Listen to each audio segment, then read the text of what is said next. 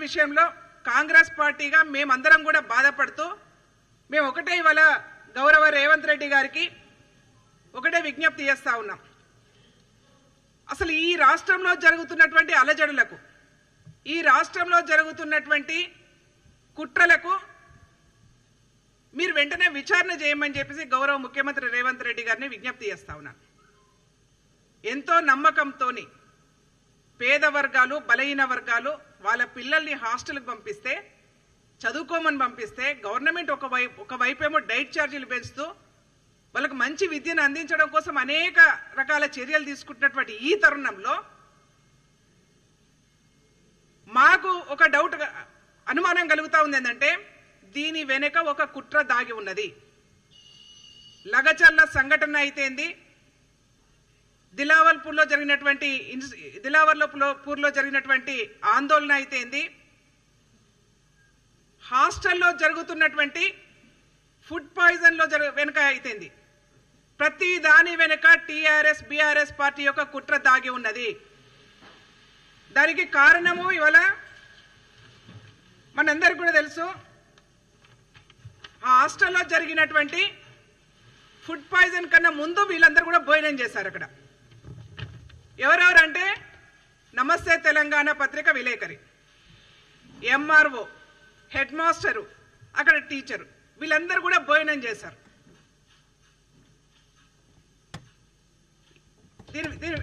ఆ రోజు వీళ్ళందరూ కూడా భోజనం చేయడం జరిగింది. నేనేమంటున్నానంటే నిన్న ఒక కమిటీ చేశారు, ఏది బీఆర్ఎస్ పార్టీ వాళ్ళు ఒక ఏది నిజ నిర్ధారణ కమిటీ ఏదో కమిటీ చేసుకున్నారు. దానిలో ఆర్ఎస్ ప్రవీణ్ కుమార్ని పెట్టారు. నేను ప్రభుత్వానికి, గౌరవ ముఖ్యమంత్రి రేవంత్ రెడ్డి గారికి విజ్ఞప్తి చేస్తా ఉన్నాను. కేటీఆర్ గారి కనుసన్నల్లో బీఆర్ఎస్ పార్టీ ఆర్ఎస్ ప్రవీణ్ కుమార్ కనుసన్నల్లో ఈ కుట్రలు జరుగుతూ ఉన్నాయి. హాస్టళ్లలో జరుగుతున్నటువంటి ప్రతి కుట్ర వెనుక ఆర్ఎస్ ప్రవీణ్ కుమార్ యొక్క హస్తం ఉన్నది. దయచేసి గౌరవ ముఖ్యమంత్రి గారు మీరు వెంటనే విచారణ చేపట్టాలి. లేకపోతే అనేక మంది విద్యార్థులు వీళ్ళ యొక్క అధికార దాహానికి బలైపోయే అవకాశం ఉంటుంది. దయచేసి మీరు వెంటనే ఎంక్వైరీ విచారణ జరిపించాలని చెప్పేసి నేను గౌరవ ముఖ్యమంత్రి గారిని విజ్ఞప్తి చేస్తా ఉన్నాను. అబద్ధాలు చెప్తూ, రోజువారీ కూడా అబద్ధాలు చెప్తూ వీళ్ళు బతుకుతా ఉన్నారు. మనందరూ కూడా తెలుసు, తెలంగాణ ఉద్యమ కాలంలో విద్యార్థులను బలి చేసినటువంటి చరిత్ర వీళ్ళకే ఉన్నది.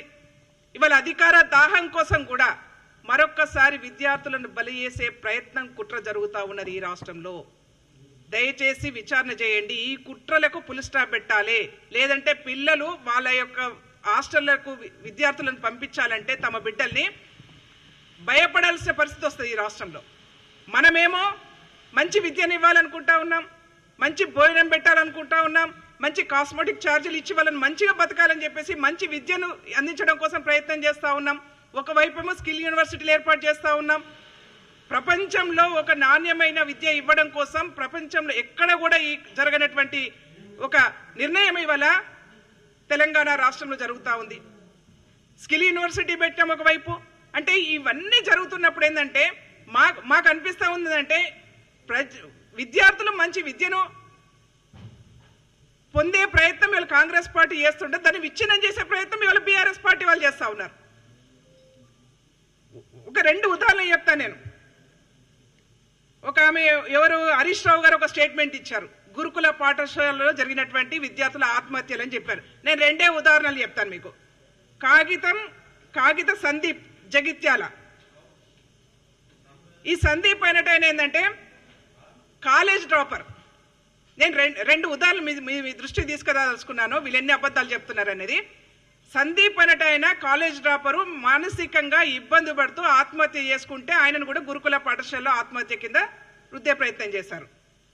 గాయత్రి తూప్రాన్ ఇంటర్ డ్రాపర్, ఆమె కాలేజ్ చదువు మానేసింది, కొన్ని కారణాల చేత ఆ అమ్మాయి సూసైడ్ అటెంప్ట్ చేసుకుంది, పాయిజన్ తీసుకున్నది. దాన్ని కూడా గురుకులలో జరిగినటువంటి ఆత్మహత్యల కింద వృద్ధే ప్రయత్నం చేస్తున్నాం. అంటే వీళ్ళు తెలంగాణ ఉద్యమంలో నాడు ఇట్లనే పెట్రోల్ పోసుకొని అగ్గిపుల దొరకలేదని చెప్పేసి ఆత్మహత్యలకు పురుగొల్పినటువంటి వీళ్ళే ఇవాళ కాలేజ్ డ్రాపరు వివిధ రకాల కారణాల చేత ఇళ్లల్లో ఉంటూ వాళ్ళు సూసైడ్ చేసుకుంటే అవి కూడా గురుకులాలలో జరిపినటువంటి విద్యార్థుల కింద ఇవాళ హరీష్ రావు గారు ముద్ర వేసే ప్రయత్నం చేస్తారు. అంటే ఎన్ని అబద్ధాలైనా చెప్పడం కోసం ఎంతకైనా దిగజారే ప్రయత్నం ఇవాళ బీఆర్ఎస్ పార్టీ చేస్తా ఉన్నది.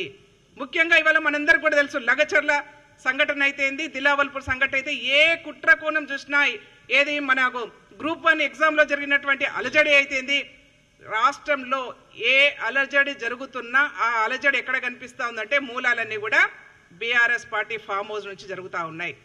కాబట్టి ఈ రాష్ట్రంలో ఒక కుట్రపూరితమైనటువంటి ఆందోళన చేస్తా ఉన్నారు. పేడ్ ఆర్టిస్టులతోని ఆందోళన చేసే ప్రయత్నం చేస్తా ఉన్నారు. కాబట్టి రాష్ట్రము అలజడి ఉండకూడనటువంటి ఆందోళన రహితమైనటువంటి రాష్ట్రంగా ఉండాలని మేము కోరుకుంటా ఉన్నాం.